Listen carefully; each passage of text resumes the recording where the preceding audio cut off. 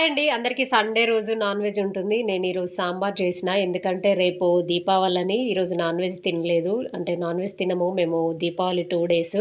ఆహ్, కొంచెం చింతపండు నానబెట్టుకున్న. ఒక కప్పు కందిపప్పు కుక్కర్‌లో ఉడకబెట్టి అది పక్కన పెట్టేసి, కూరగాయలన్నీ ఫ్రెష్‌గా కడిగి ముక్కలుగా కట్ చేసి, అది ఆయిల్‌లో ఒక 2 టేబుల్ స్పూన్ ఆయిల్ వేసి అందులో ఫ్రై చేసుకోవాలి.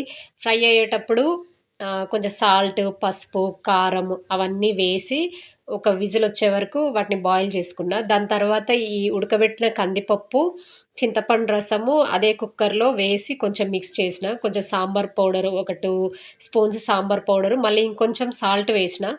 కరివేపాకు, కొత్తిమీర కూడా వేసి కొంచెం ఒక 2 పొంగులొచ్చే వరకు మూతబెట్టి కొంచెం సేపు మసలనిచ్చాను.